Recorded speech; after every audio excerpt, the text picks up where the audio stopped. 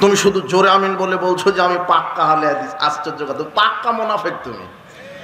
আহলে হাদিস মানে যিনি সার্বিক জীবনে কোরআন সুন্নাহ মানে, মসজিদে আল্লাহকে মানে, রাজনীতি অর্থনীতি সমাজনীতি সার্বিক জীবনে যে আল্লাহকে মানে তার নাম আহলে হাদিস। আহলে হাদিস হতে গেলে কলিজা লাগে, বুকের পাটা লাগে। আহলে হাদিস এমনিতেই বলা যায় না মুখ দিয়ে। আহলে হাদিস বলাটাই একটা আন্দোলন, একটা জিহাদ। আহলে হাদিস সমাজে বলবে তো সমাজে প্রকম্পন সৃষ্টি হয়ে যাবে। এই জন্য আহলে হাদিস পরিচয় দিতে হবে। তাই বলে বউকে ল্যাংটা করে, বেটিকে ল্যাংটা করে, বেনামাজি হয়ে আপনার বিড়ি সিগারেট সুদ জর্দা, আপনার এই সেকুলারিজম ন্যাশনালিজম ক্যাপিটালিজম এই গণতন্ত্র ভোট পদ্ধতির মধ্যে থেকে আহলে হাদিস হওয়া যায় না। আহলে মুনাফিক একটা। আপনি ভোট কেন্দ্রে যাবে কেন? আপনি তো আহলে হাদিস। আর আপনি যাকে নেতা বানাচ্ছেন, কাকে নেতা বানাচ্ছেন? ও তো অজুই জানে না। আপনি ওকে ভোট দিয়ে নেতা বানাচ্ছেন কেন? নেতা হবে আলেম ওলামা। আর কোন আলেম ওলামা? হকপন্থী আলেম ওলামা। তোমার এই দাড়ি টুপিওয়ালা হুজুরেরা মনে করে যে শুধু দাড়ি টুপি লাগানো রসুলের সুন্নাত। জি না, সালাত একজন মানুষের তরিকাই, যার নাম মুহাম্মদ সাল্লাল্লাহু আলাইহি ওয়াসাল্লাম। মুহাম্মদ সাল্লাল্লাহু আলাইহি ওয়াসাল্লামের তরিকায় সালাত হবে, ওই মুহাম্মদ সাল্লাল্লাহু আলাইহি ওয়াসাল্লামের তরিকাতে রাজনীতিও করতে হবে। মুহাম্মদ সাল্লাল্লাহু আলাইহি ওয়াসাল্লাম ইহুদি খ্রিস্টানের সাথে মিশে রাজনীতি করেননি। আবু জেহেল, উতবা, সাইবা, মুগিরা এরা বলছেন মুহাম্মদ তুমি 6 মাস আমাদের মণ্ডপে আসো। মণ্ডপ বুঝেনি মনে হয় কথা, ভাষার দিকে লক্ষ্য করেন কিন্তু। তুমি 6 মাস আমাদের মণ্ডপে আসো, আমরা 6 মাস তোমার কাবা ঘরে আল্লাহকে সেজদা দিব। তখন মুহাম্মদ সাল্লাল্লাহু আলাইহি ওয়াসাল্লাম বলছেন তোমাদের প্রতিফল তোমাদের, লাকুম দিনুকুম ওয়ালিয়া দিন। জিনা আবু জেহেল, উতবা, সাইবা, মুগিরা এরা বলছে যে আপনি নারী চাইলে নারী দিব, আপনি বাড়ি চাইলে বাড়ি দিব, নেতৃত্ব বড় নেতা হবেন, আপনাকে বড় নেতা বানাবো, শুধু আমাদের মণ্ডপে 6 মাস আসেন, একটু উদ্বোধন করে দিয়ে যান, আমাদের 6 মাস ইবাদত করেন, আমরা আপনার কাবা ঘরে 6 মাস ইবাদত করব। মুহাম্মদ সাল্লাল্লাহু আলাইহি ওয়াসাল্লাম বলছেন তোমাদের প্রতিফল তোমাদের, আমাদের দিন ইসলাম, আমাদের প্রতিফল আমাদের। মুহাম্মদ সাল্লাল্লাহু আলাইহি ওয়াসাল্লাম মৃত্যু পর্যন্ত ইহুদি খ্রিস্টানের নীতি আদর্শকে মেনে নেয়নি, কিন্তু তোমার হুজুর শুধু ক্ষমতায় থাকবে বলে হিন্দুর পূজা মণ্ডপের সাথে মিশে গেছে তোমার হুজুর।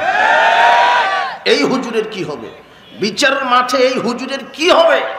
মুহাম্মদ সাল্লাল্লাহু আলাইহি ওয়াসাল্লাম ভয় করেছে যে আমার জীবনের সবচেয়ে বড় ভয় হলো আমার উম্মতের আলেম হবে ভ্রান্ত, আমার উম্মতের আলেম হবে ভ্রান্ত। এরা বুঝতে পারেনি রাজনীতি অর্থনীতি সমাজনীতি আল্লাহর বিধানে, মুহাম্মদ সাল্লাল্লাহু আলাইহি ওয়াসাল্লামের আদর্শে, কিন্তু এরা শুধু মনে করেছে যে দাড়ি টুপি এগুলি রসুলের আদর্শ। জি না, হজ যার তরিকায়, সালাত যার তরিকায়, সিয়াম যার তরিকায়, অর্থনীতিও তার তরিকায়, রাজনীতি সমাজনীতিও তার তরিকায়। উপস্থিত বৈঠকের মুসলিম দিনী ভাই বোন শোনেন, পৃথিবীতে সবচেয়ে পরহেজগার মানুষ, আকাশের নিচে জমিনের উপরে সবচেয়ে পরহেজগার মানুষ, সবচেয়ে তাকওয়াশীল মানুষ, সবচেয়ে নম্র ভদ্র মানুষ, সবচেয়ে বড় পরহেজগার মানুষ মুহাম্মদ সাল্লাল্লাহু আলাইহি ওয়াসাল্লাম। পৃথিবীর ইতিহাসে যার নীতি ছাড়া কোনো নীতি নেই, যার আদর্শ ছাড়া কোনো আদর্শ নেই, পৃথিবীর ইতিহাসে সবচেয়ে বড় রাষ্ট্রবিজ্ঞানী, সবচেয়ে বড় রাষ্ট্রনায়ক, সবচেয়ে বড় অর্থনীতিবিদ, সবচেয়ে বড় শিক্ষাবিদ, যার নাম মুহাম্মদ সাল্লাল্লাহু আলাইহি ওয়াসাল্লাম। এই জন্য যারা রাজনীতিতে মাঠে নেমেছে তাদেরকে মুহাম্মদ সাল্লাল্লাহু আলাইহি ওয়াসাল্লামের নীতিতে রাজনীতি করতে হবে। তোমার হুজুর একটা ভুল বুঝেছে। তোমার হুজুর বলছে যে আমরা মণ্ডপে যাচ্ছি, মুহাম্মদ সাল্লাল্লাহু আলাইহি ওয়াসাল্লাম তো কাবা ঘরে গিয়ে মূর্তির মধ্যে সালাত আদায় করেছে, তোমার হুজুরকে আবার 10 বছর পড়া লাগবে। মুহাম্মদ সাল্লাল্লাহু আলাইহি ওয়াসাল্লাম মূর্তির ভিতরে একদিনও সালাত আদায় করেনি। বুখারীর 2474 নম্বর হাদিসে আব্দুল্লাহ ইবনে মাসউদ রাদিয়াল্লাহু আনহু বলছেন দাখালান নবী সাল্লাল্লাহু আলাইহি ওয়াসাল্লাম মক্কাতা ওয়া হাওলাল কাবা মিয়াতু সালাসিন ওয়া সিত্তুনা নুসুবান। আব্দুল্লাহ ইবনে মাসউদ রাদিয়াল্লাহু আনহু বলছেন যে রাসূল সাল্লাল্লাহু আলাইহি ওয়াসাল্লাম যখন মক্কাতে প্রবেশ করলেন, তিনি কাবা ঘরে ঢুকলেন, ভিতরে কাবা ঘরের ভিতরে, কাবা ঘরের চতুর্পাশে ছিল মূর্তি, ভিতরে মূর্তি ছিল না। কোথায় ছিল মূর্তি? কাবা ঘরের চতুর্পাশে, কাবা ঘরের ভিতরে নয়। এখন তোমার দাড়ি টুপিওয়ালা যারা ভোটের লোভে হিন্দুর মণ্ডপ উদ্বোধন করতে গেছে, এরা মোহাম্মদ সাল্লাল্লাহু আলাইহি ওয়াসাল্লামের উপর মিথ্যা অপবাদ দিল। বলো তো তোমার হুজুরের কি হবে বিচারের মাঠে? বোঝনি মনে হয় আমার কথা। সাবধান, মোহাম্মদ সাল্লাল্লাহু আলাইহি ওয়াসাল্লাম মূর্তির ভিতরে সালাত আদায় করেননি। যদিও 1 সেকেন্ডের জন্য তোমার নেতার কথা আমি মেনে নিলাম, তো ওই সময়তে টোটাল মক্কা মদিনাটাই ছিল একেবারে মূর্তি পুজোরিতে ভরা। সারা মদিনা আপনার এলাকাটাই ছিল পৌত্তলিকদের, কিন্তু বাংলাদেশ তো মুসলমানদের। বাংলাদেশ কাদের? নাকি ভারতের দাদা বাবুদের? মুসলমানদের। ওরা এখন শোনো, তোমার হলো এই স্বৈরাচার মুখে একটা কথা বলে গেছিল, আর এরা কাজে বাস্তবায়ন করছে। স্বৈরাচার বলে গেছিল যে ধর্ম যার যার উৎসব সবার, তখন এই দাড়ি টুপিওয়ালারা ওই কথার প্রতিবাদ করেছে। শেখ হাসিনা ধর্ম যার যার উৎসব সবার এটা বলেওছে, কর্মে বাস্তবায়ন করেছে, কিন্তু উনি বলে চলে গেছেন পালিয়ে, আর এখন কর্মে বাস্তবায়ন করছে দাড়ি টুপিওয়ালা হুজুরেরা। আশ্চর্য কথা। তাই ধর্ম যার যার উৎসব সবার, তো তোমার হুজুর মণ্ডপে কেন? তোমার হুজুর এত হুজুর তোমার কি করছে? যেই সময়তে বাংলাদেশে আহলে হাদিস মসজিদ মাদ্রাসা ভেঙে দিচ্ছে, ওই সময়তে তোমার হুজুরের আহলে হাদিস মসজিদ মাদ্রাসা নিয়ে একটা বক্তব্য নেই।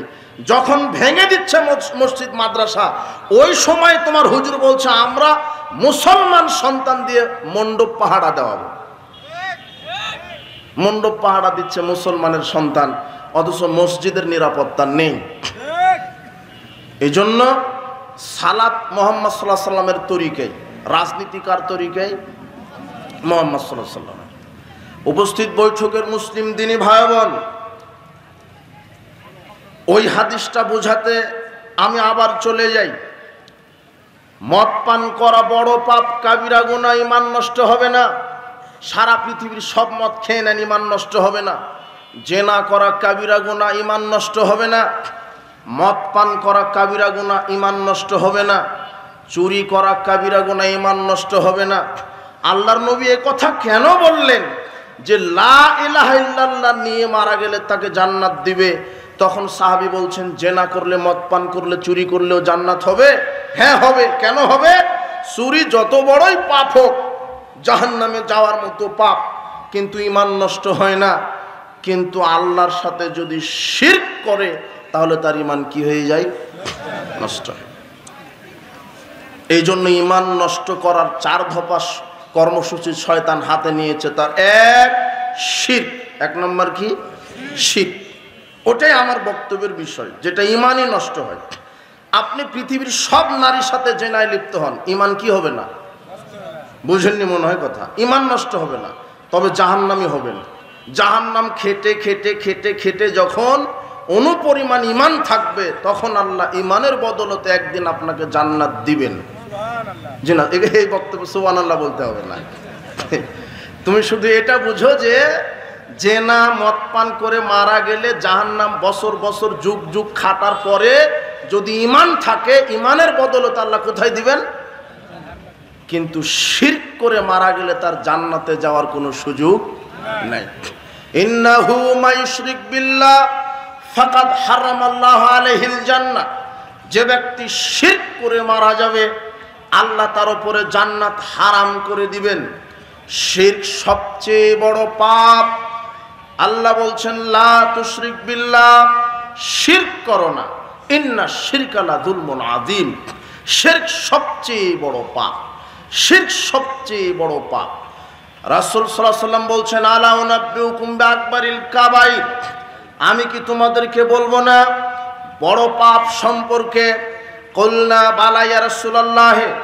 সাহাবীগণ বলছেন জি আল্লাহর নবী, আপনি অবশ্যই বলবেন। তখন আল্লাহর নবী বলছেন আল ইশরাকু বিল্লাহি। বড় পাপ হচ্ছে আল্লাহর সাথে শিরক করা, আল্লাহর সাথে অন্য কাউকে শরীক করা। 2 ওয়াকুকুল ওয়ালিদাইন, পিতা মাতার অবাধ্য হয়ে চলা। ও কানা মুত্তাকিয়ান ফাজালাসা। রাসূল সাল্লাল্লাহু আলাইহি ওয়াসাল্লাম ঠেস দিয়ে বসেছিলেন, হেলান দিয়ে বসেছিলেন। এরপরে তিনি উঠে বসে বলছেন, পৃথিবীর ইতিহাসের তৃতীয় মহাপাপ হচ্ছে আলা ওয়া কাউলুয-যুর ওয়া শাহাদাতুয-যুর ওয়া কাউলুয-যুর ওয়া শাহাদাতুয-যুর, আলা ওয়া কাউলুয-যুর ওয়া শাহাদাতুয-যুর। শোনো, পৃথিবীর ইতিহাসের তৃতীয় বৃহত্তম পাপ হচ্ছে মিথ্যা কথা বলা, মিথ্যা সাক্ষ্য দেওয়া। প্রথম বড় পাপ শিরক, দ্বিতীয় বড় পাপ পিতামাতার অবাধ্য হওয়া, পিতামাতাকে কষ্ট দেওয়া, পিতামাতার সাথে নাফরমানি করা। তৃতীয় বড় পাপ মিথ্যা কথা, মিথ্যা সাক্ষ্য দেওয়া। পৃথিবীর ইতিহাসের সবচেয়ে বড় পাপ শিরক। 1 2 শিরক ক্ষমার অযোগ্য পাপ। ইন্নাল্লাহা লা ইয়াগফিরু আশরাকা বিহি, নিশ্চয় আল্লাহ তার সাথে শিরক করার পাপ ক্ষমা করবে না। ওয়া ইয়াগফিরু মা দুনা যালিকা লিমান ইয়াশা, এছাড়া তিনি যে কোনো পাপ ক্ষমা করতে পারে। আনাস রাদিয়াল্লাহু আনহু বলছেন, রাসূল সাল্লাল্লাহু আলাইহি সাল্লামকে আমি বলতে শুনেছি, তিনি বলেছেন, আল্লাহ তাআলা বলেন, হে ইবনে আদম, হে আদমের সন্তানেরা, ইন্নাকা মা দাউতানি ওয়া রাসাউতানি, তুমি আমাকে যতদিন ডাকবে ক্ষমার আশা নিয়ে, গাফারতু লাক, আমি তোমার পাপ ক্ষমা করব। আলামা কানা মিনকা, তোমার যেই অবস্থায় হোক না কেন, ওয়ালা উবালি, আমি পৃথিবীর আকাশ জমিনের কারো পরোয়া করি না। আরে পাপ তো আমি ক্ষমা করব, তোমার যত পাপ হোক না কেন, তুমি ক্ষমার আশা নিয়ে আমাকে ডাকো, আমি তোমার সব পাপ ক্ষমা করব। ইবনে আদম লাউ বালাগাত দুনুবুকা আনানাস সামায়ে, যদি তোমার পাপ আকাশ পর্যন্ত ঠেকে যায়, সুম্মাস্তাগফারতানি, এরপরে যদি আমার কাছে ক্ষমা ভিক্ষা চাও, গাফারতু লাক ওয়ালা উবালি, আমি তোমার আকাশ পরিমাণ পাপ ক্ষমা করব, আমি কারো পরোয়া করব না। ইবনে আদম ইন্নাকা লাওয়াতাইতানি বিকুরবিল আরদি খাতায়ে, হে আদম সন্তান, তোমার পাপ যদি পৃথিবী পরিপূর্ণ পাপ হয়ে যায়, আমার নিকটে যদি তুমি পৃথিবী পরিমাণ পাপ নিয়ে উপস্থিত হও, হুম্মালাকিতানি লা তুশরিক বি শাইআ, আর আমার সাথে যদি শিরক না করে উপস্থিত হও, লাতাইতুকা বিকুরবিহা মাগফিরা, আর তোমার পাপ যেমন পরিধি, তার চাইতে বেশি পরিধি পরিমাণ ক্ষমা নিয়ে আমি তোমার নিকটে উপস্থিত হব। কিন্তু শিরক করলে পাপ ক্ষমা হবে না। শিরকের পাপ নিয়ে বিচার মাঠে গেলে ক্ষমা হবে না। জেনা করেছেন, মদ পান করেছেন, অন্য যে কোনো পাপ করেছেন, আল্লাহ ক্ষমা করবেন। ক্ষমা মানে এই নয় যে বিচার মাঠে আপনি গেলেনই, আপনাকে ক্ষমা করলেন, জাহান্নাম খাটার পরে আল্লাহ বলবেন ঠিক আছে হয়েছে, এখন তোমাকে ক্ষমা করা হলো, তোমার পাপ ক্ষয় হয়েছে, এখন জান্নাতে প্রবেশ করো। কিন্তু শিরক করে মারা গেলে জান্নাতে প্রবেশ করার কোনো সুযোগ নেই। কেন? তার ঈমান কি নষ্ট। বুঝেননি মনে হয় যে জেনা যত বড় পাপ হোক, জেনা করলে কি ভেঙে যায় না? ঈমান। কিন্তু শিরক করলে কি ভেঙে যায়? ঈমান ভেঙে যায়। এই জন্য ঈমান যদি না থাকে তাহলে জান্নাতে প্রবেশ করা যাবে না।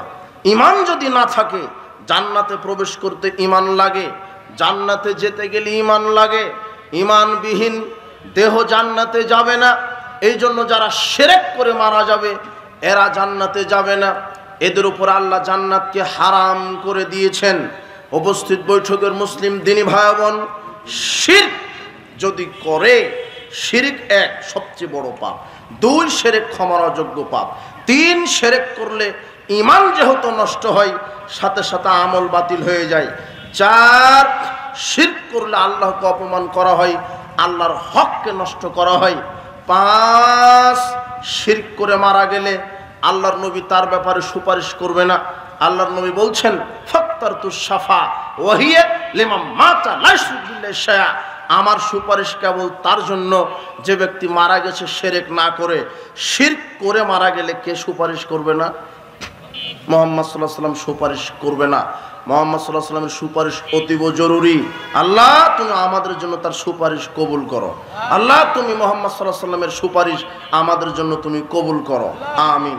বলছিলাম, শিরক করলে মুহাম্মদ সাল্লাল্লাহু আলাইহি ওয়াসাল্লামের সুপারিশ পাওয়া যাবে না। শিরক কি? সমাজে এখন শিরক কি জিনিস, কি করলে শিরক হয়?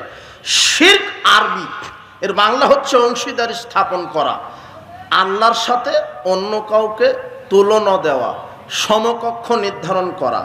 যেই কাজটা শুধু আল্লাহ পারে, কেউ পারে না, ওই কাজে অন্য কাউকে শিরক অংশীদার করার নাম হচ্ছে শিরক। যেই কাজ শুধু আল্লাহ পারে, আর কেউ পারে না। আপনাকে সন্তান দিতে পারে কে? এখন আপনি যদি বলেন যে পীরের দরগাতে গেলেও সন্তান হবে, তাহলে আপনি মুশরিক। কথা বুঝেননি মনে হয়? আপনার ঈমান ভেঙে গেছে, আপনি আর জান্নাতে প্রবেশ করবেন না, কোনোদিন সম্ভব নয়। কেন? আপনি বড় মুশরিক। সন্তান দিতে পারে কে? আল্লাহ। পাপ ক্ষমা করতে পারে কে? আল্লাহ। বালা মুসিবত থেকে মুক্তি দান করতে পারে কে? আল্লাহ। কিন্তু আপনি যদি বলেন যে না, বালা মুসিবত বিপদ থেকে পীর সাহেবও বাঁচিয়ে দিতে পারে, তাহলে আপনি বড় মুশরিক। আল্লাহর যেটা হক, সেজদা পাওয়ার মালিক কে? আল্লাহ। এখন আপনি যদি মাজারে মৃত পীর বা জীবিত পীরকে সেজদা করেন যে না, আল্লাহ তো সেজদা পাওয়ার হক রাখে, এই বলে যদি আপনি পীর দেন, আপনি মুশরিক। আপনি আর জান্নাতে প্রবেশ করতে পারবেন না। কেন? আপনি বড় মুশরিক। সমাজে অনেক শিরক আছে। পীরকে মূল্যায়ন করা শিরক, কবরকে মূল্যায়ন করা শিরক, কবর পূজা শিরক, মাজার পূজা শিরক, খানকা পূজা শিরক, পীর পূজা শিরক, উসিলা পূজা শিরক। কবরে সেজদা দিলে শিরক হয়। মাজারে পীর জীবিত আছে, আকীদা শিরক। মাজারে পীর জীবিত থেকে মানুষের কল্যাণ অকল্যাণ করতে পারে, এই আকীদা শিরক। মাজারে আগরবাতি, মোমবাতি, চাদর, গিলাপ জড়ালে বরকত হয়, এই আকীদা শিরক। মাজারে নজর নেওয়াজ, গরু, খাসি, মোরগ মানত করলে বালা মুসিবত দূর হয়, এই আকীদা শিরক। এভাবে শিরক সমাজে চালু আছে। আরে পীরের সুপারিশের উপরে ভরসা করছে, পীরের সুপারিশে জান্নাতে যাব, এ হলো বড় মুশরিক। ভরসা পীরের উপরে নয়, পীর তো বহুদূরের কথা, ভরসা কোনো নবীর উপরে করা শিরক। ভরসা কার উপরে? আল্লাহর উপরে।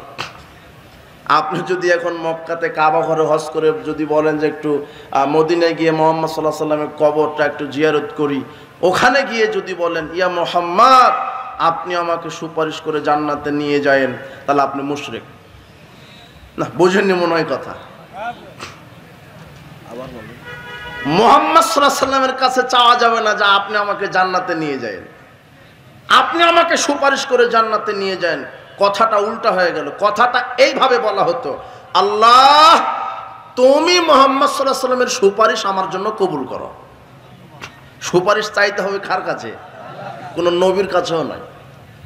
কোন নবী জান্নাত জাহান্নাম দেওয়ার ক্ষমতা রাখে না, কোন নবী মানুষকে হেদায়েত দেওয়ার ক্ষমতা রাখেনি। পীর তো বহু দূরের কথা। পীরের মুরিদ হলে জান্নাত হবে, এটা মুশরিকি কথা, শিরকি আকীদা। জি না, পীর কেন? নবীদের ক্ষমতা নেই যে তার উম্মতকে হেদায়েত দিবে। পৃথিবীর ইতিহাসে প্রথম রসুল হচ্ছেন নূহ আলাইহিস সালাম, সে তার ছেলেকে হেদায়েত দিতে পারেনি। লূত আলাইহিস সালাম নবী, তার স্ত্রীকে হেদায়েত দিতে পারেনি। ইব্রাহিম আলাইহিস সালাম নবীদের বাপ, তার বাপকে তিনি হেদায়েত দিতে। পৃথিবীর ইতিহাসে সবচেয়ে শ্রেষ্ঠ মানুষ মুহাম্মদ সাল্লাল্লাহু আলাইহি সাল্লাম, নবীদের মধ্যে শ্রেষ্ঠ, রসুলদের মধ্যে শ্রেষ্ঠ।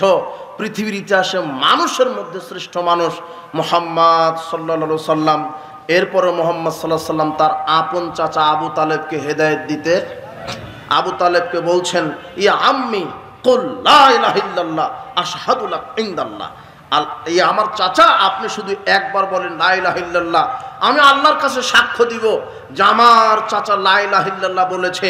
আপনি শুধু একবার বলেন লা ইলাহা ইল্লাল্লাহ, আমি কিভাবে সাক্ষ্য দিয়ে আপনাকে জান্নাতে নিয়ে যেতে হয় আমি দেখব। এভাবে যখন মুহাম্মদ সাল্লাল্লাহু আলাইহি ওয়াসাল্লাম খুব জোরাজুরি করছিলেন, তখন আল্লাহ কোরআন মাজিদের সূরা কাসাসের 56 নম্বর আয়াত নাজিল করে বলছেন ইন্নাকা লা তাহদি মান আহবাবতা। মুহাম্মদ সাল্লাল্লাহু আলাইহি ওয়াসাল্লাম, তুমি তোমার চাচাকে ভালোবাসো বলেই তুমি হেদায়েত দিবে, ওয়ালাকিন্নাল্লাহা ইয়াহদি মান ইয়াশা। হেদায়েতের সুপারিটি পাওয়ার একমাত্র আমি আল্লাহর হাতে। হেদায়েতের ক্ষমতা কার হাতে? মুহাম্মদ সাল্লাল্লাহু আলাইহি ওয়াসাল্লামের হাতেও নয়।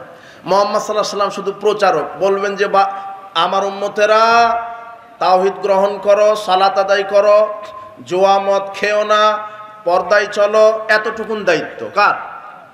মুহাম্মদ সাল্লাল্লাহু আলাইহি ওয়াসাল্লাম। ইন্নামা আনতা মুযাক্কির লাস্তা আলাইহিম বিমুসাইতির।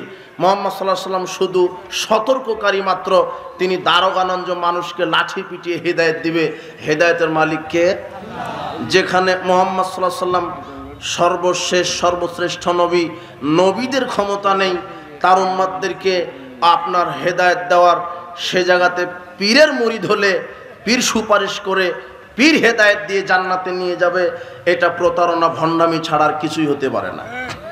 এই জন্য পীর, ওলি, আউলিয়া, গাউস, কুতুব এগুলি মূল্যায়ন করা শিরক, এগুলি বড় বড় শিরক। যদি পীরের মুরিদ হন এই আকীদায় যে পীর আমাকে সুপারিশ করে জান্নাতে নিয়ে যাবে, জি না। শোনেন আর একটা কথা, পীর তো বহুদূরের কথা, মুহাম্মদ সাল্লাল্লাহু আলাইহি সাল্লামকে সুপারিশের ক্ষমতা আল্লাহ বিচারের মাঠে দিবেন। আল্লাহ একমাত্র ব্যক্তির সুপারিশ কবুল করবেন বিচার মাঠে, তার নাম মুহাম্মদ সাল্লাল্লাহু আলাইহি সাল্লাম। এরপরেও তিনি তার উম্মতের কাউকে প্রতিশ্রুতি দিয়ে যেতে পারেনি যে তোমরা, হে আমার মেয়ে, হে আমার সন্তানেরা, হে আমার উম্মতেরা, তোমরা আসো বিচার মাঠে, আমি সুপারিশ করে জান্নাতে নিয়ে যাব। এই প্রতিশ্রুতি কে দিতে পারেনি? মুহাম্মদ সাল্লাল্লাহু আলাইহি সাল্লাম দিতে পারেনি। সেখানে আপনার পীর বলছে যে কে জান্নাতে যাবে, চাদর ধরেন জান্নাতে নিয়ে যাচ্ছি, মানে ও বায়াত দিয়ে নিয়ে জান্নাতে চলে যাবে। ওরই কি হয়, ওর কি হয়? কেন বললাম যে মুহাম্মদ সাল্লাল্লাহু আলাইহি ওয়াসাল্লাম প্রতিশ্রুতি দিতে পারেনি? 3527 নম্বর হাদিস সহিহ বুখারীর, আল্লাহর নবী বলছেন, ইয়া বানি আব্দে মানাফ ইশতারু আনফুসাকুম মিনাল্লাহ, হে আব্দে মানাফ গোষ্ঠী সম্প্রদায়, তোমরা আল্লাহর পাকড়াও থেকে নিজে নিজে বাঁচো।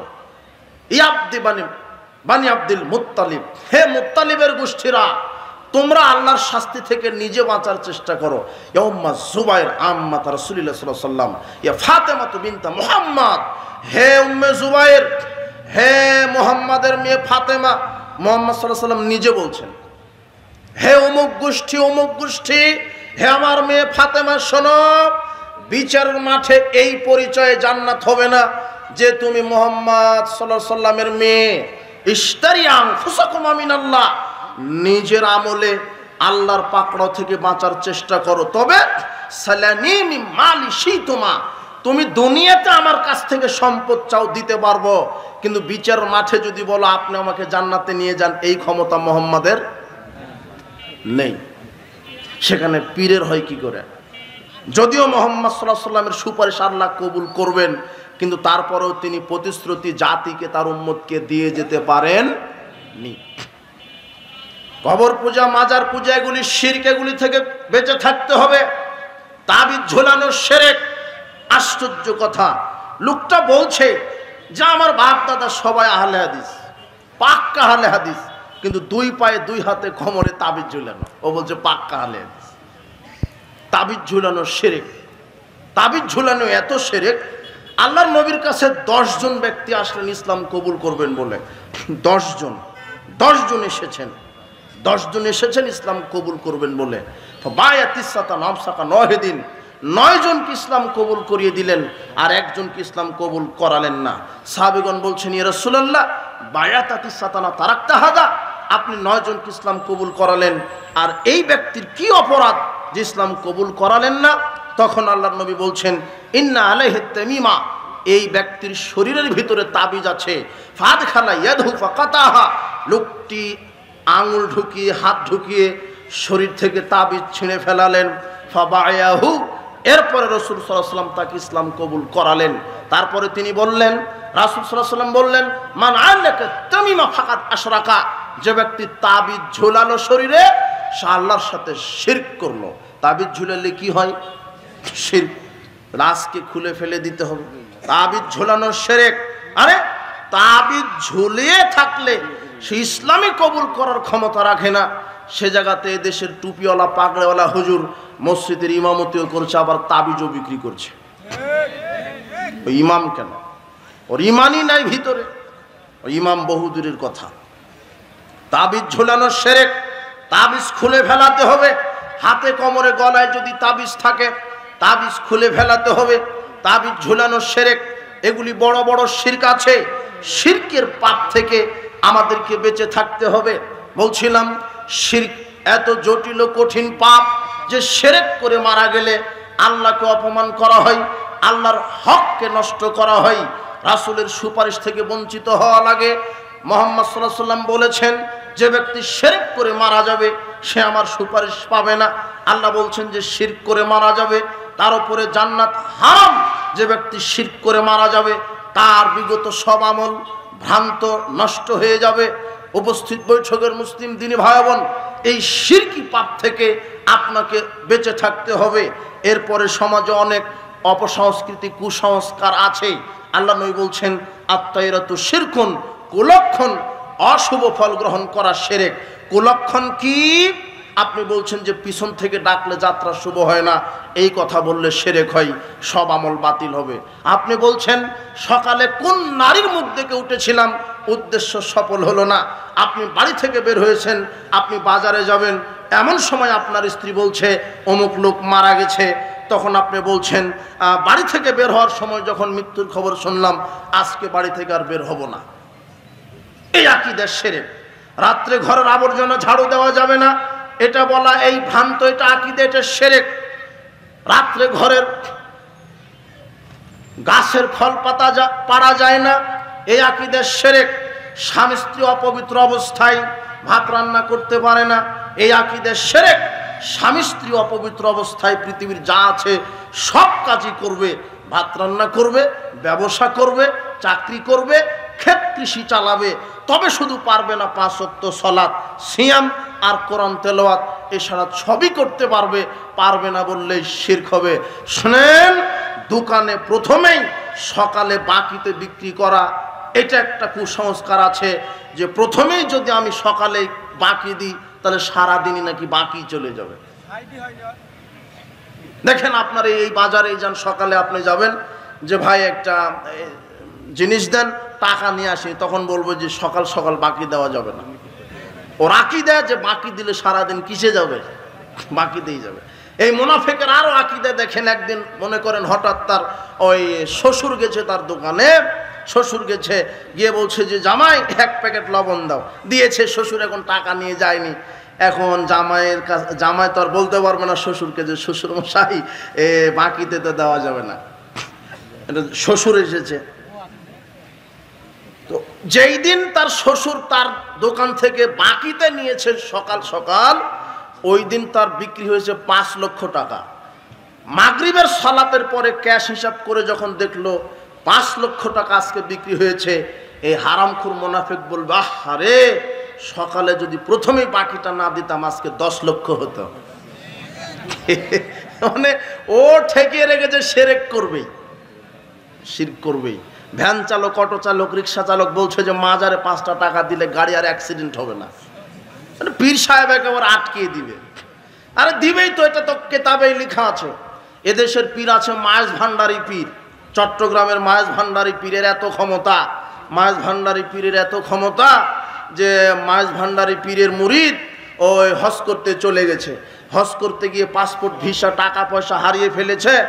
তখন ওই মুরিদ বলছে যে হ্যাঁ আব্দুল কাদের জিলানী সাইয়ান্নিল্লাহ, আমাকে একটু সাহায্য করেন।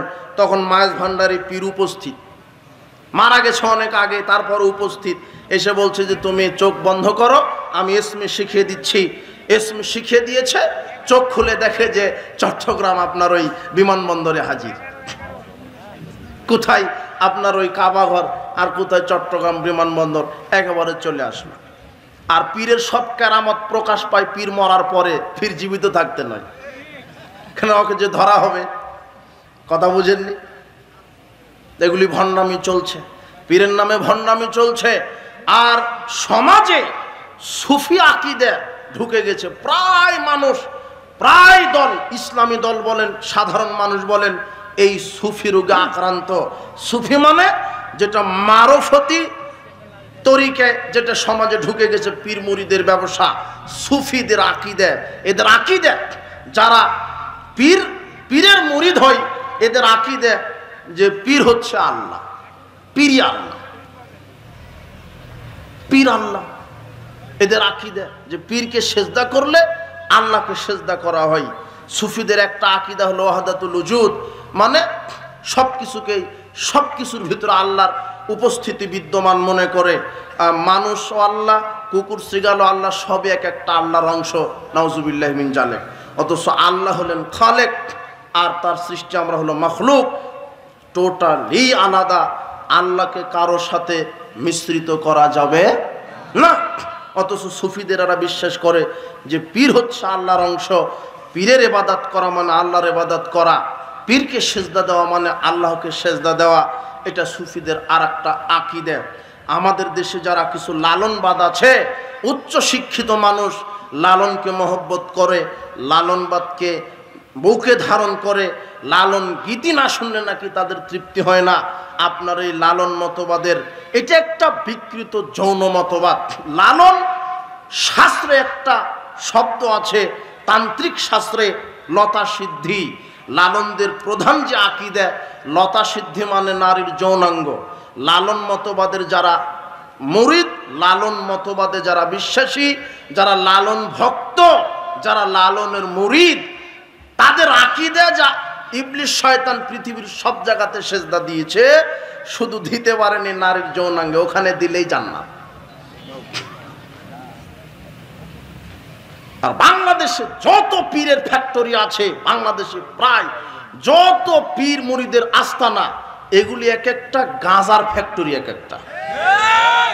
কিছুদিন আগে তোমার লালনের এক এই শয়তানের এজেন্ট বলছে যে, সংবাদ সম্মেলনে বলছে যে লালন মাজারে যদি গাঁজা বন্ধ করে দেন তাহলে আমরা 30 জন লোকও পাবো না, ওকে গাঁজা দিতে হবে। আর আমরা 10 বছর আগেই বলেছি যে ওই পীরের আস্তানা মানে ওটা হলো গাঁজার ফ্যাক্টরি। আপনি ওই পীরের জায়গাতে 10 টাকা 500 টাকা মাজারে দান করছেন মানে ওদেরকে গাঁজা কিনে খাওয়ার ব্যবসা করে আপনি ব্যবস্থা করে দিচ্ছেন ওদেরকে। আর আমি সেদিন ওই দিনাজপুর প্রোগ্রাম শেষ করে ওই বগুড়া মহাস্থানগড় আছে, ওখানে একটা মাজার আছে, কি ভুলে গেছি, পীর সাহেবের শাহ সুলতান মাজার। তো আমি গেলাম, ওখানে যে রক্ষী আছে অনেক অনেক কর্মচারী। তো আমরা বললাম যে এখানে যে মাজারে মানুষ আসে কেন? তো বলছে যে যার যেটা মনের বাসনা আসনা পীরকে বললে কবুল বাসনা পূরণ করে দেয়। তো এটা এখানে ইনকাম হয় কত মাসে? এই যে টাকা বড় বড় বাক্স আছে, তো বলছে যে প্রতি 2 মাস 3 মাস পর পর গেলে ওই 30-40 লক্ষ টাকা করে ইনকাম হয়।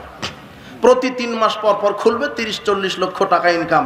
তো এগুলি পরিচালনা করে কে? তো বলছে যে ডিসি সাহেব।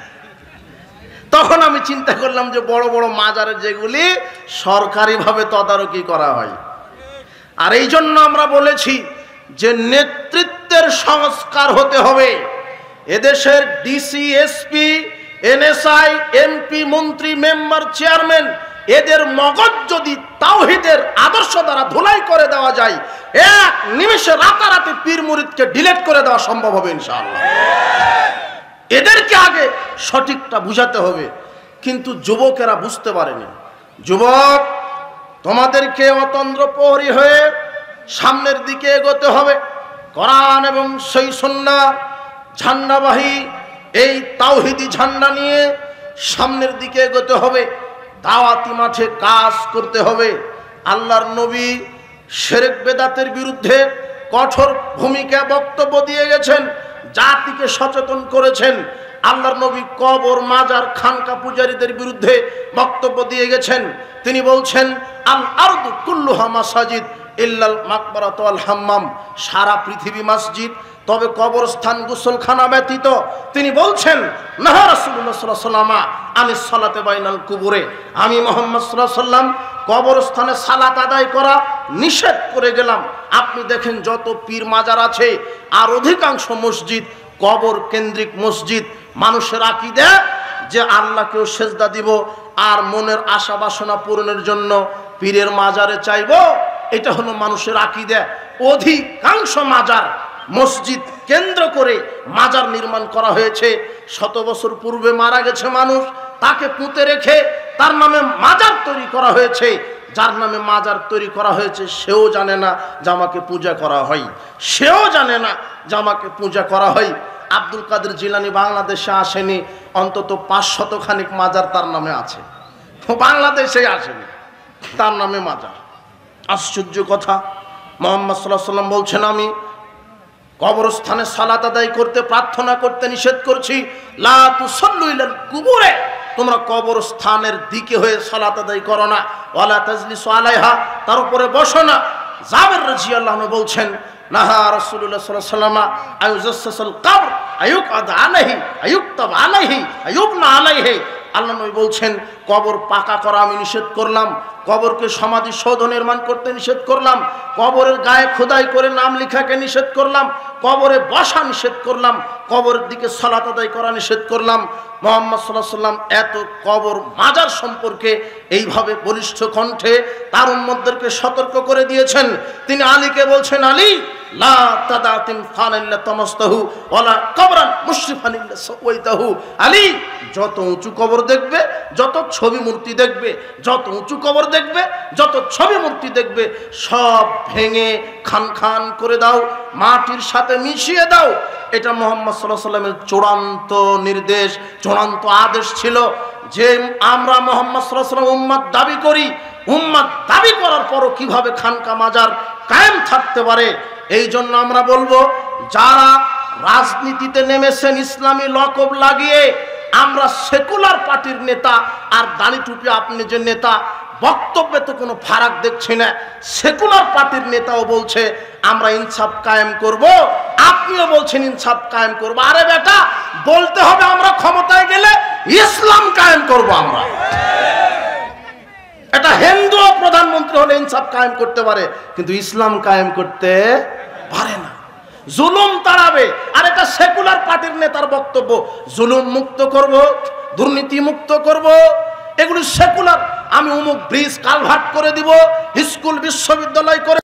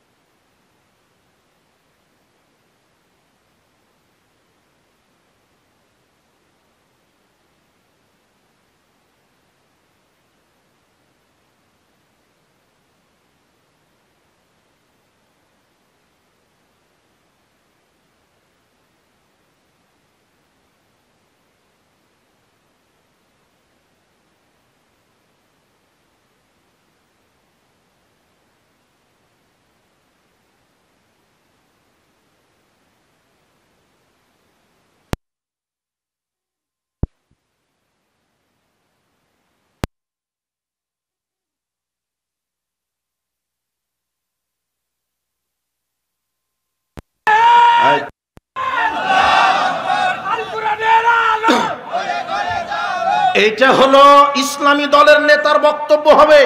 কিন্তু আপনার ইসলামী দলের নেতা, সেকুলার পার্টির নেতা যেই কণ্ঠে কথা বলে, এরাও সেই কণ্ঠে কথা বলে। হককে হক বলতে হবে, হেকমতের দোহাই দিয়ে ইসলাম কায়েম হবে না। শিরককে শিরক বলতে হবে, বেদাতকে বেদাত বলতে হবে। এটাই হলো আহলে হাদিস আন্দোলনের বৈশিষ্ট্য। সব বলে দিতে হবে এটা শিরক। কবর পূজা শিরক, মাজার পূজা শিরক, 26শে ডিসেম্বর 16 ডিসেম্বর পালন করা শিরক, 21শে ফেব্রুয়ারি পালন করা শিরক, শহীদ মিনারে ফুল দেওয়া শিরক, স্মৃতিসৌধে নিরাপত্তা পালন করা শিরক, আপনার শিখা অনির্বাণ শিখা চিরন্তনকে মূল্যায়ন করা শিরক, নেতার ছবিকে মূল্যায়ন করা শিরক। শোনেন, দাড়ি টুপি দিয়ে যারা রাজনীতি করছে, এরা জাহেলিয়াতকে মেনে নিয়ে মাঠে নেমেছে। জিনা জনাব, কিয়ামত পর্যন্ত জাহেলিয়াতের সাথে আপোষ ইসলাম কায়েম হবে না। ভুয়া ইসলাম কায়েম হতে পারে, কিন্তু মুহাম্মদ সাল্লাল্লাহু আলাইহি ওয়াসাল্লামের ইসলাম কায়েম হবে না। আপনাকে আপোষহীন হতে হবে। কি? আপনি এটা জেনে শুনেই মাঠে নেমেছেন যে 30% নারী নেতৃত্ব থাকবে, অথচ মুহাম্মদ সাল্লাল্লাহু আলাইহি ওয়াসাল্লাম বলছেন লা ইফলিহু কওমুন ওয়ালাউ আমরাহুম ইমরাতান, ওই জাতি কিভাবে সফল হবে? যেই জাতির নেত্রী হবে একজন নারী। একটা দেশের একজন নারী যদি মেম্বার হয়, সারা দেশে বালা মুসিবত গজব নাজিল হবে। কিন্তু তোমার টুপি দাড়ি হুজুর ভোটের ক্যানভাস করছে ডানা কাটা পরীকে নিয়ে। গণতন্ত্র চিরদিনই শিরক, গণতন্ত্র চিরদিনই কুফর। গণতন্ত্র দিয়ে ইসলাম কায়েম হবে না। তোমার হুজুরকে রাজনীতি করতে হবে, মদিনার রাজনীতি। রাজনীতি করা ফরজ, রাজনীতি করতে হবে। আর এদেশের হুজুরেরাই রাজনীতি করবে, তবে সেটা হবে মুহাম্মদ সাল্লাল্লাহু আলাইহি সাল্লামের রাজনীতি। আলেমেরাই রাজনীতি করবে, সংসদে বসবে হকপন্থী, 300টা সিটে হকপন্থী আলেম ওলামা এমপি হবে, মন্ত্রী হবে। কোনো দুর্নীতিবাজ, কোনো চাঁদাবাজ, কোনো মদখুর, কোনো গাঁজাখুর, কোনো লুচ্চা, কোনো বদমাশ, কোনো হারামখুর নেতা হতে পারে না। নেতা হবে তো আলেম ওলামা, নেতা হবে হকপন্থী আলেম ওলামা। শোনেন, ইসলামের নীতি হলো যে ইসলাম নেতার পরিবর্তন চায় না, ইসলাম নীতির পরিবর্তন চায়। ইসলাম দলের পরিবর্তন চায় না। আরে আওয়ামী লীগই ক্ষমতায় থাকুক, গায়ে মনে হয় বাদলে একটু। তোমার ওই শেখ হাসিনার যে ছেলে সজীব ওয়াজিদ জয়, ও প্রধানমন্ত্রী হোক, তবে শর্ত দাড়িটা ছেড়ে দিবে, টুপি রাখবে, একেবারে তাওহীদবাদী মুসলিম হয়ে যাবে। আর সংসদের 300টা সিটে এদেশের হকপন্থী আলেম ওলামাকে মন্ত্রী বানাবে, আর সংবিধান করবে কোরআন আর হাদিস। বাস, আর লাগবে? বেশ লাগবে, আমাকে যেতে হবে। ও একাই খাবে কেন? আমি একটু খাবো। না হলে একটা এমপি, একটা চেয়ারম্যান হতে গেলে 1 কোটি টাকা খরচ করতে হয় কেন? তোমার চেয়ারম্যানে 1 কোটি টাকা খরচ করছে একটা চেয়ারম্যান হবে বলে, মানে ও 1 কোটি টাকা খরচ করছে 50 কোটি চুরি করার ধান্দাতে। ক্ষমতা গেলেই খাবে, আশ্চর্য কথা। আপনি ঠিক বলছেন, আপনি তো 500 টাকা দিয়ে বিক্রি হয়ে যান। কুরবানির দিন একটা ছাগলের দাম হয় 15 লক্ষ টাকা, আর ভোটের সময় যখন আসে তখন আপনার এই হামির কুষ্টার লোকদের দাম হয় 500 টাকা। 500 টাকাতে ডিম দুধ চা খেয়ে একটা বেনামাজিকে এমপি বানায় দিল। আপনি আমাকে টাঙ্গাইল থেকে নিয়ে এসেছেন, আপনার এই মসজিদের ইমাম বানাবেন। 5000 লোকের আমি ইমামতি করব। কয় হাজার? 5000। এখন আপনি আমাকে ভাইবাতে বসিয়েছেন, দেখি হুজুর কেমন, হুজুরের কেরাত সুন্দর কিনা। ভাইবা নিবেন না? আমার যোগ্যতা কেমন, আমার সুন্নতি লেবাস আছে কিনা, আমার পায়জামা টাকনোর ওপরে কিনা, আমার বউ পর্দায় থাকে কিনা। বউ এনে দেখবেন না, খবর তো নেবেন নাকি? এগুলি ভাইবা নিচ্ছেন। যোগ্য লোককে আপনি মসজিদের কি বানাবেন? ইমাম। আমি কতজন লোকের ইমাম? 5000। এত কিছু দেখছেন। হুজুর হারাম খায় কিনা, হুজুর লুচ্চা কিনা, হুজুরের বউ কয়টা আছে, কথা বুঝেননি মনে হয়, এগুলি দেখেন। কিন্তু এমপি যখন আপনারা নির্বাচন করেন, কয়জন লোকের জন্য এমপি নির্বাচিত হয়? 5 লাখ। 5 লাখ লোকের জন্য একজন ইমাম আপনারা নির্বাচন করেন যে অমুককে নেতা বানাবো। ও 5 লাখ লোকের ইমামতি করবে, 5 লক্ষ লোকের ইমাম। আর ইমাম মানেই তো নেতা। আপনি শুধু ইমাম মানে বুঝেছেন যে 5 বার আজান দিবার খাবে, এটা জি না। ইমাম মানে নেতা, ও সমাজ চালাবে। যে মসজিদের ইমাম হবে সেই রাষ্ট্রের ইমাম হবে। তাহলে চুরি বন্ধ হবে, ডাকাতি বন্ধ হবে, লুচ্চামি বন্ধ হবে। কিন্তু আপনি মাত্র 5000 লোকের ইমাম তৈরি করবেন, এই জন্য এত কিছু যাচাই করলেন। কিন্তু আপনি এত বড় নিমুখ হারাম, এত বড় অশিক্ষিত জাতি, আপনি 5 লক্ষ লোকের জন্য একজন এমপি নির্বাচিত করছেন। কিন্তু আপনি কোনোদিন বললেন না ও ওযু জানে কিনা, ও সালাত আদায় করে কিনা, ও কেবলা চিনে কিনা, ও মুহাম্মাদের আদর্শ মানে কিনা, ওর দাড়ি আছে কিনা, ওর পাঞ্জাবি আছে কিনা, প্যান্ট টাকনোর উপরে আছে কিনা, মদ খায় কিনা, গাঁজা খায় কিনা, বদমাশ কিনা, লুচ্চা কিনা, বউ বেটি পর্দায় থাকে কিনা, আপনি 1 সেকেন্ডের জন্য আপনি তদন্ত করেননি। আপনি এই হারামখোরকে আপনি নেতা বানিয়েছেন, এই বেনামাজিকে এমপি বানিয়েছেন। ও কি বাংলাদেশে নামাজ কায়েম করতে চাইবে? ও তো নিজেই বেনামাজি। ও কি দুর্নীতি বন্ধ করবে?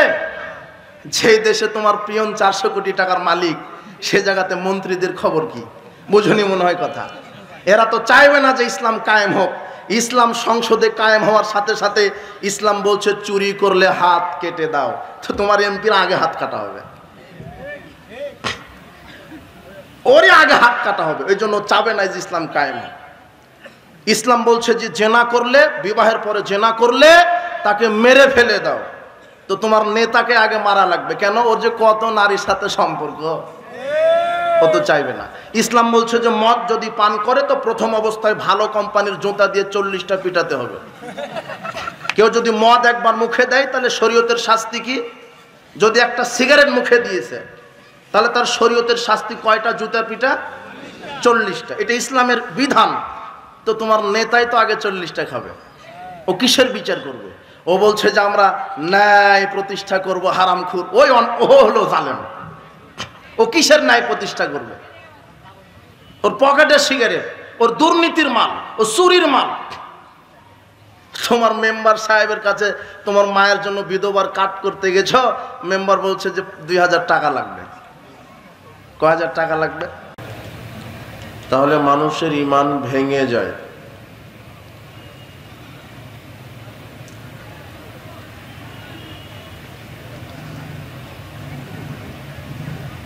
ইবলিস শয়তান মানুষের ঈমানকে নষ্ট করার জন্য 4টি কর্মসূচি হাতে নিয়েছে। কয়টি? 4টি। শুধু মানুষের, মুসলমানদের ঈমানকে ভেঙে ফেলবে। এই জন্য মুসলমানের ঈমানকে ভেঙে ফেলার জন্য ইবলিস 4টি কর্মসূচি হাতে নিয়েছে। আর আমলকে নষ্ট করার জন্য প্রধানত ইবলিসের কর্মসূচি একটি, যার নাম বিদাত। বেদাত করলে আমল কবুল হয় না। আর শিরকের সাথে আমলের সম্পর্ক নাই, ঈমানই নষ্ট হয়ে যায়। এই জন্য শিরক এমন একটি মারাত্মক পাপ যেটা ঘটে গেলে তার ঈমান নষ্ট হয়। এছাড়া যত পাপ আছে পৃথিবীতে শিরক ব্যতীত, সব পাপ আল্লাহ ক্ষমা করবেন, কিন্তু শিরক করে মারা গেলে ক্ষমা হবে না। একটা হাদিস বুঝেন, আপনারা তো মনোযোগী আছেন তা না?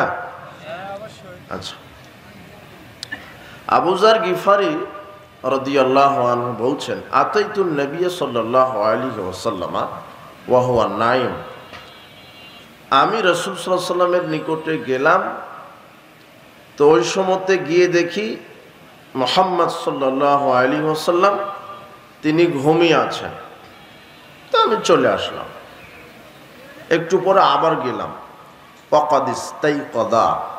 এইবারে তিনি ঘুম থেকে উঠেই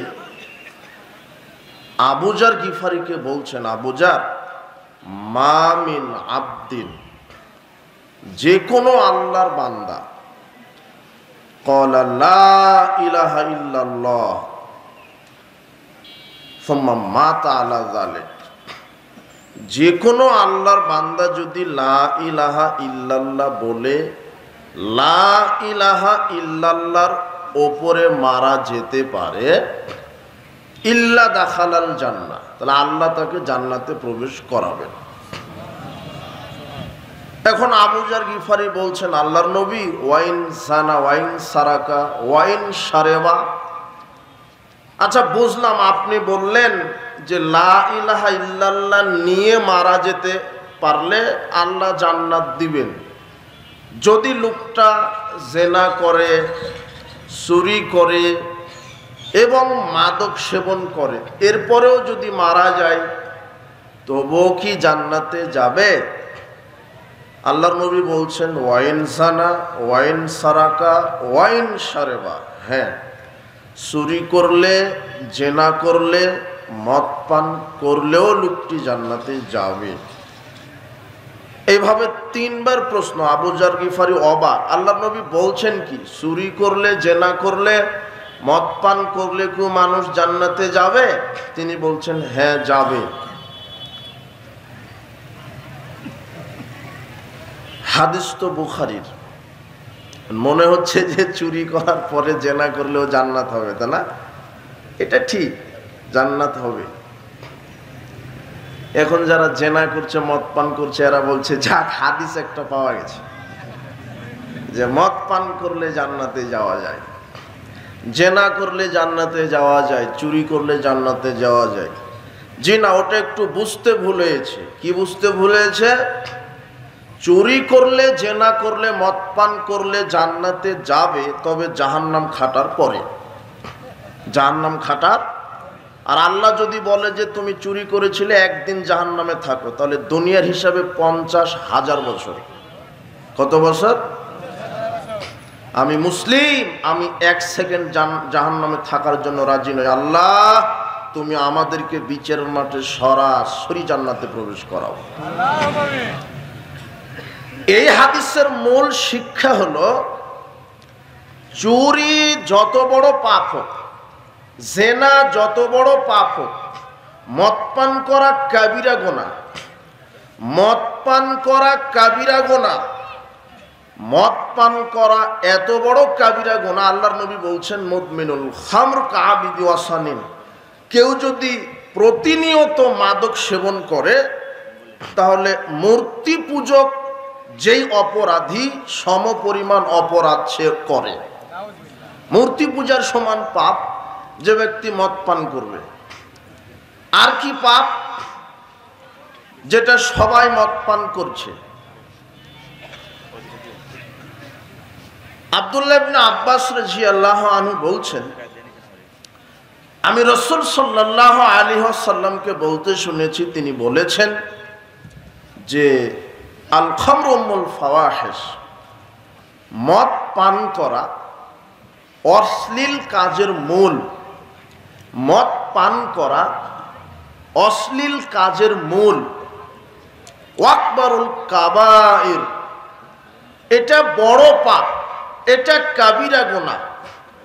মদ পান করা এটা বড় পাপ, কাবিরা গুনাহ। ফামান শারিবাহা, যে ব্যক্তি মদ পান করলো, ওয়াকা আলা উম্মিহি ওয়া খালাতিহি ওয়া আম্মাতিহি, যে ব্যক্তি মদ পান করলো সে যেন তার মা, খালা, ফুপুর সাথে জেনা করলো। আর সেই মদের নাম হচ্ছে বিড়ি, সিগারেট, জর্দা, গুল, আলাপাতা, আপনার ওই যেটা বলেন আরো রাসায়নিক যেগুলি আছে, ওই হেরোইন, ফেন্সিডিল, প্যাথেডিন, ইয়াবা, বেয়ার, হুইস্কি, শ্যাম্পেন, ভদকা, যা বলছেন, যেগুলি প্রাকৃতিক হোক আর রাসায়নিক হোক। প্রাকৃতিক মদ কি? ওটা জর্দা, ওটা সিগারেট, ওটা বিড়ি, ওটা তামাক, এগুলি হলো মদ। যে ব্যক্তি নিয়মিত বিড়ি, সিগারেট, জর্দাগুলি, ইয়াবা, ফেন্সিডিল খায়, সে 3 জন নারীর সাথে জেনা করছে। কয়জন? আমার কথা বুঝেননি মনে হয় নাকি? কয়জন নারীর সাথে জেনায় লিপ্ত সে? 3 জন। সুদের পাপের চাইতে বড় পাপ সিগারেট খাওয়া। সিগারেট জেনার দিকে, জেনার দিকে, জেনার দিকে সুদের পাপের চেয়ে বড় পাপ সিগারেট খাওয়া, জর্দা খাওয়া। কেন? সুদ খেলে শুধু মায়ের সাথে জেনা হয়, আর মাদক মুখে দিলে 3টা নারী আছে। কয়টা নারী? মা, খালা, ফুপু, যেটা সবাই খায়, শিক্ষক, ছাত্র, বাপ, মা, যুবক, যুবতী সবাই খায়। আর মসজিদের হুজুরও খায় আর বলে মাকরু। ও বলছে মাকরু। এই হুজুর এত বদের বদ, ও জর্দাকে বলছে মাকরু, যেটা কুকুর শিগালে খায় না, ও খায়। এত বড় পাপ বিড়ি, সিগারেট, জর্দা, ইয়াবা, ফেন্সিডিল এগুলি খাওয়া কাবিরা গুনাহ, পাপ। কিন্তু ঈমান ভাঙবে না। কি ভাঙবে না? ঈমান ভাঙবে না। জাহান্নামে যাওয়ার মতোই পাপ, এবং যাবে। সালাসাতুন কাদ হারামাল্লাহু আলাইহিমুল জান্নাহ, 3 শ্রেণীর মানুষ জান্নাতে যাবে না। তার এক হচ্ছে যারা এই যে প্রতিনিয়ত এই তামাক খায়, এরা জান্নাতে যাবে না। জাহান্নাম খেটে খেটে খেটে যদি ঈমান থাকে, এরপরে সবার শেষে জান্নাতে যাবে। কিন্তু সরাসরি কোথায় যাবেন না? বিড়িখোর, সিগারেটখোর। কষ্ট হচ্ছে মনে হয়, আপনি তো বসে আছেন। আর ওই যে দোকানগুলিতে বিড়ি, সিগারেট, জর্দা বিক্রি হচ্ছে, আল্লাহর নবী বলছেন ইন্নাল্লাহা আলা কওমিন আকলা শাই ফাহারামা আলাইহিম ফামানাহু, আল্লাহ সুবহানাহু ওয়া তাআলা যে জাতির উপরে কোনো জিনিস খাওয়া হারাম করেন তার ব্যবসাকে হারাম করেন। বিড়ি সিগারেট জর্দাগুল হারাম, এটা বিক্রি করা হারাম। এই যুবক শোনো, তোমার বাপ মুদির দোকান দিয়েছে, এই যে হামির কুষ্টা বাজারেই, এই বাজারেই তোমার বাপ মুদির দোকান দিয়েছে। দেখো তোমার বাপ চাউল বিক্রি করে, ডাল বিক্রি করে, তেল বিক্রি করে, সাবান বিক্রি করে, কত কি বিক্রি করে। 1 টন চাউল বিক্রি করেছে 1 লক্ষ টাকা দিয়ে, 1 লক্ষ টাকা দিয়ে 1 টন চাউল। আর 1 প্যাকেট সিগারেট বিক্রি করেছে 150 টাকা দিয়ে। 1 লক্ষ 150 টাকা দিয়ে কুরবানির গরু কিনে কুরবানি দিয়েছে, তোমার বাপের কুরবানি কবুল হবে না। কেন? 1 লক্ষ 150 টাকা, এর ভিতরে 150 টাকা কি বিক্রি করা আছে? সিগারেট বিক্রি করা। এখন তো আমাদের বক্তব্য বুঝতে পারবে না, বিচার মাঠে বুঝতে পারবে যে ঘটনা কি, ঘটনা কি হলো। তুমি জোরে আমিন বলে আহলে হাদিস হতে যাচ্ছ কেন? কোনো বিড়িখুর, তামাকখুর, জর্দাখুর আহলে হাদিস হতে পারে না, আহলে মুনাফিক একটা। গেছো তুমি সুপারিশ নিতেও বলছে যে 2 লক্ষ টাকা আমার জন্য চা খাওয়ার জন্য রেখে দিতে হবে। মাদ্রাসার প্রিন্সিপালের 2 লক্ষ লাগে চা খেতে। সব জায়গাতে হারামখুর, দুর্নীতিবাজ। শোনেন, আগামীতে আল্লাহর নিকটে দোয়া করি, প্রতিপালক এক অভ্রান্ত সত্য নেতা বাংলাদেশে পাঠাও, যে কোরআন সুন্নাহর বিধান দিয়ে বাংলাদেশকে আলোকিত করে দিতে পারে, জুলুম শিরক বিদআত মুক্ত করে দিতে পারে। কোরআন সুন্নাহর দিকে আমাদেরকে ফিরে আসতে হবে, এছাড়া কোনো পথ নেই। ইসলাম ব্যতীত কোনো আদর্শ হতে পারে না, মুহাম্মদ সাল্লাল্লাহু আলাইহি ওয়াসাল্লামের আদর্শ ব্যতীত কোনো আদর্শ হতে পারে না। উপস্থিত বৈঠকের মুসলিম দিনী ভাই বোন, শয়তানের 4 দফা কর্মসূচি ঈমান ভঙ্গের। তার এক হচ্ছে শিরক বলেছি, 2 হলো কুফর। 2 হলো কি? কুফর। কুফর মানে বড় কুফর ঘটে গেলে ঈমান নষ্ট হয়। বড় কুফর কি? আল্লাহর বিধানকে অস্বীকার করা। আল্লাহর বিধানকে আর অস্বীকার করা লাগবে না, শুধু একটু ঘৃণা করলে কি হবে? সে ঈমান নষ্ট হয়ে যাবে, ও আর কোনোদিন জান্নাতে ঢুকতে পারবে না। ইসলামের কোনো একটা বিধানকে যদি ঘৃণা করে, কোনো একটা বিধান। তোমার নেতা বলছে যে আমরা তো শরিয়া আইনকে বিশ্বাস করি না, বলো তো তোমার নেতা বলেছে কিনা? এখনো কি ঘর জামাই আছেন নাকি? কাপুরুষতা এখনো আছে নাকি? তোমার নেতা এটা বলেনি যে আমি শরিয়া আইন বিশ্বাস? তুমি তো ওই নেতার পা চাটো, হারামখোর। আজকে তওবা করো। ভোট কেন্দ্রে কেন যাও? ভোট এটা হলো কুফরি মতবাদ। এই প্রচলিত ভোট এটা হলো জাহেলিয়াত, এটা হলো শিরক, এটা হলো কুফরি। ভোট দিয়ে নেতা নির্বাচন করলে চোর ডাকাতি নেতা হবে, ভালো মানুষ হবে না। এই খুঁটিটা এমপিতে দাঁড়িয়েছে ভোটের মাধ্যমে, এলো মদিনা বিশ্ববিদ্যালয় থেকে এসেছে মন্ত্রী। আর এই খুঁটি হলো হিরো আলম। এই খুঁটি এও এমপি। এ কি? এ ভোট পেয়েছে আপনার হামির কুষ্টার 49 জন আলেমের ভোট পেয়েছে, আর হিরো আলম পেয়েছে 50 জন লুচ্চার ভোট। বলো তো এমপি কে? এটা হলো ভোটের ফজিলত। এটা ভোটের কি? আর একটা ফজিলত, তুমি ভোট দিয়ে যাকে এমপি করেছো, ও সারা জীবন যত লুচ্চামি করবে, যত চুরি চাপটা করবে, সমপরিমাণ আপনার হলো পাপ আপনার ওই অ্যাকাউন্টে জমা হবে। এটা হলো ভোটের ফজিলত, অরিজিনাল ফজিলত একটা। এখন ইসলামে আপনি নেতা নির্বাচন করবেন কিভাবে? সিলেকশন। ইসলামে নেতা নির্বাচন হবে কিভাবে? সিলেকশন। 10 জন জ্ঞানী লোক একটা মঞ্চে উঠে 10 মিনিট 10 দিন চিন্তা ভাবনা করবে যে বাংলাদেশের প্রধানমন্ত্রী কাকে করা যায়। 10 দিন ভাবা চিন্তার পরে, ওহ হ্যাঁ হ্যাঁ, ডক্টর গালিব আছেন, খুব উচ্চ শিক্ষিত পণ্ডিত মানুষ। এই যে দেখেন, সিলেকশনের মাধ্যমে নেতা নির্বাচন হলে তাকওয়াশীল পরহেজগার মানুষ নেতৃত্বে আসে, আর ইলেকশনের মাধ্যমে নেতা নির্বাচন হলে চোর বদমাশ হারামখোর নেতৃত্বে আসে। আপনি ঠিক বললেও ঠিক, না বললেও তো ঠিক। এই গণতন্ত্র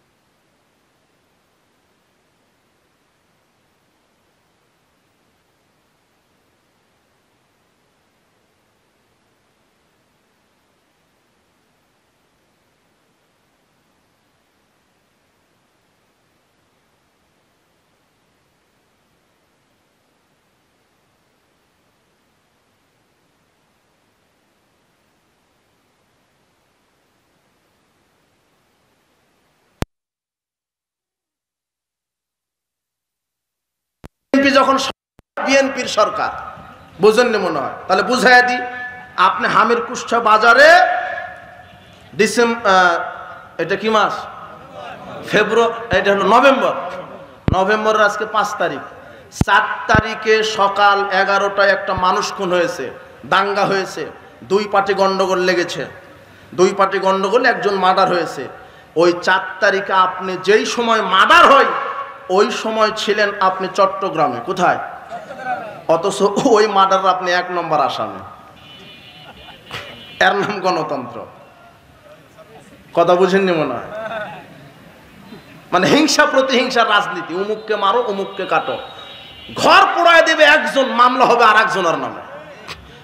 গাড়ি পোড়ায় দেবে আর একজন, মামলা হবে আর একজনের নামে। অমুককে ধরো অমুককে মারো। জি না, আগামীতে আপনি সচেতন হন। আগামীতে বাংলাদেশে আমরা জনগণের সরকার দেখতে চাই, কোন দলের সরকার নয়। ইনশাআল্লাহ বলছেন না, দলেরই লাগবে। কেন পারে না? এই দুটা ও দুটা এইভাবে করে করে সরকার গঠন করতে। সবাই যার যার চেয়ার নিয়ে ব্যস্ত। জি না, সংবিধান হবে কোরআন সুন্নাহ, নেতা হবে দেশের আলেম ওলামা। শুনেন, এই গণতন্ত্র এটা কুফরি মতবাদ, এটা শিরকি মতবাদ।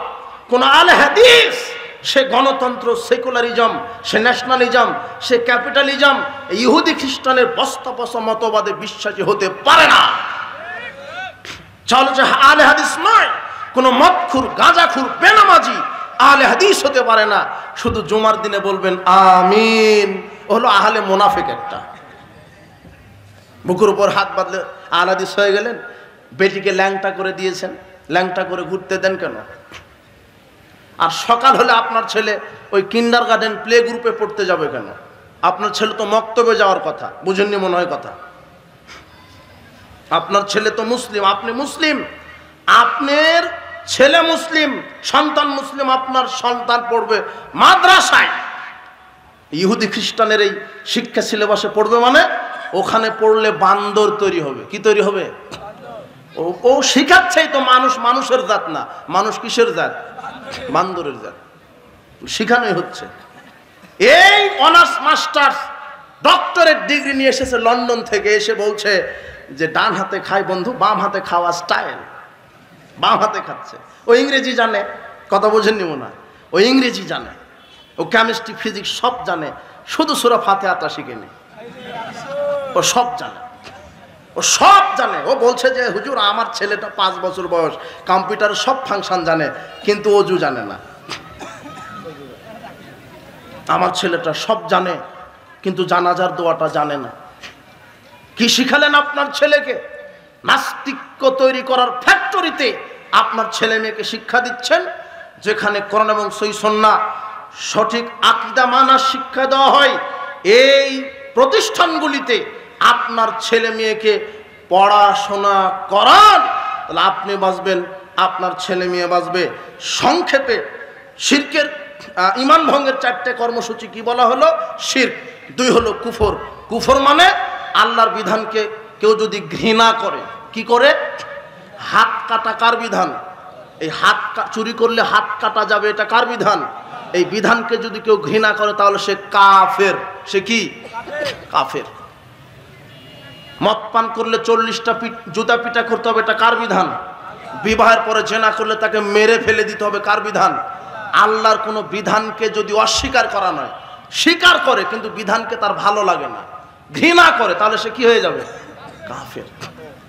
আর কেউ যদি মনে করে যে আমি শুধু ইসলামকে মানব মসজিদ মাদ্রাসায়, রাজনীতিতে আমি ইসলাম মানতে পারবো না, রাজনীতিতে ইসলাম চলবে না, অর্থনীতিতে ইসলাম চলবে না। আল্লাহ বলছেন সূরা নিসার 150 আয়াতে, ইয়াকুলুনা নুমিনু বিবাদি ওয়া নাকফুরু বিবাদ, যারা বলে যে আমরা ইসলাম অর্ধেক জীবনে মানব আর অর্ধেক জীবনে মানব না, উলাইকা হুমুল কাফিরুনা হাক্কা, এরা হলো অরিজিনাল কাফের। এরা কি কাফের? যারা শুধু মসজিদে আল্লাহকে মানে কিন্তু রাজনীতিতে আল্লাহর বিধানকে মানতে অস্বীকার করে, এরা কি কাফের? অরিজিনাল কাফের। আপনাকে সার্বিক জীবনে কাকে মেনে চলতে হবে? শয়তানের 3 নম্বর ঈমান ভঙ্গের কর্মসূচি নিফাক, মুনাফিকি। এই মুনাফিকেরা দাড়ি টুপিও আছে দেখবেন, এরা ওই বিজাতিদের দলেও থাকে মুসলমানের দলও থাকে। এমনকি মুসলমান যদি বিজয় হয় কষ্ট পায়, আর বিজাতি যদি পরাজিত হয় কষ্ট পায়। মুসলমানের বিরুদ্ধে এরা অবলম্বন করে। সমাজে কিছু মুনাফিক আছে, কিন্তু টুপি দাড়ি ঠিকই আছে, কিন্তু এরা মুসলমান ইসলাম মসজিদ মাদ্রাসাকে সহ্য করতে পারে না। কিছু সমাজে আছে এক শ্রেণীর ভদ্রলোক যারা আলেম ওলামাকে দেখে নাক ছিটকাই, আলেম ওলামার উন্নতি সহ্য হয় না, অথচ সেও সালাত আদায় করে। শোনেন, মুনাফিকের সর্দার আব্দুল্লাহ ইবনে উবাই 5 ওয়াক্তই সালাত আদায় করেছিল, কিন্তু সে মুনাফিকের কি সর্দার। এক শ্রেণীর সমাজে মুনাফিক আছে, ইসলামী আদর্শ ভালো লাগে না। ও কালেকশনে চাদর দিবেন, দেন যুবকদেরকে বলেন ওই যে নিয়ে যাবে। যুবকেরা যাও, আপনারা যান, যারা যে দায়িত্বে আছেন চাদর নিয়ে যাবে, আপনারা দান করবেন। তো মুনাফিকদের অন্তরে এটাই থাকে, দ্বিমুখী চরিত্র। এরা ইসলামের উন্নতি সহ্য হয় না, আলেম ওলামার উন্নতি দেখতে পারে না, বরং ইসলাম পরাজিত হলে এরা খুশি হয়, আর অনিসলামিক কোন আন্দোলন বিজিত হলে এরা খুশি হয়। এরা হলো মুনাফিক, এদের ঈমান নাই। এরা সালাত সিয়াম হজ যাকাত আদায় করলো, এরা টাটকা মুনাফিক, অরিজিনাল মুনাফিক। 4 নম্বর ঈমান ভঙ্গের কর্মসূচি, যারা তাগুদের পূজায় বিশ্বাসী। তাগুত কি? আল্লাহর আইনকে বাদ দিয়ে যারা মানুষের আইনকে পছন্দ করে। কথা বুঝেছেন কি? আল্লাহর আইনকে পছন্দ করে না, মানুষের আইনকে পছন্দ করে, এর হলো তাগুত। যারা আল্লাহর আইনকে ঘৃণা করে, মানুষের আইনকে উত্তম মনে করে, রসুলের আদর্শকে বাদ দিয়ে অন্য কোনো নেতার আদর্শের নীতি আদর্শকে উত্তম মনে করে, এরা হলো তাগুদের অনুসারী। এদের ঈমান নেই, এরা বিচারের মাঠে চিরস্থায়ী জাহান্নামের কাতারভুক্ত হবে। উপস্থিত বৈঠকের মুসলিম দিনী ভাই বোন, আপনাদেরকে যে সতর্ক করা হলো, শিরকের মতো ভয়াবহ পাপ থেকে বিরত থাকবেন, কুফর থেকে বিরত থাকবেন, নিফাক থেকে বিরত থাকবেন। ইন্নাল মুনাফিকিনা ফিদ দারকিল আসফালি মিনান নার, নিশ্চয় যারা মুনাফিক তারা জাহান্নামের সর্বনিম্ন স্তরে থাকবে, আর যারা তাগুদের সাথে থাকবে এদেরও পরিণাম জাহান্নাম। কোরআন মাজিদ আল্লাহ বলে দিয়েছেন, শিরক বর্জন করেন, কুফর বর্জন করেন, নিফাক বর্জন করেন, তাগুত বর্জন করেন, ঈমানকে পাকাপোক্ত করেন। আল্লাহ তুমি আমাদের ঈমানকে সুন্দর রাখো, সঠিক রাখো, আমরা যেন সঠিক নির্ভেজাল তাওহীদ, নির্ভেজাল ঈমান নিয়ে মৃত্যুবরণ করে কবরে যেতে পারে, সেই তৌফিক তুমি দান করো। সময় সংকীর্ণতায় বিদাতের আলোচনা আমি ওইভাবে মানুষকে বুঝাতে পারি না, ইলম কালাম কম। শিরক একটা বিষয়, বিদাত একটা বিষয়। কোনো একটা বিষয় বুঝাতে গেলে সময়ের প্রয়োজন হয়। আর শিরকের ব্যাপারে সতর্ক থাকেন।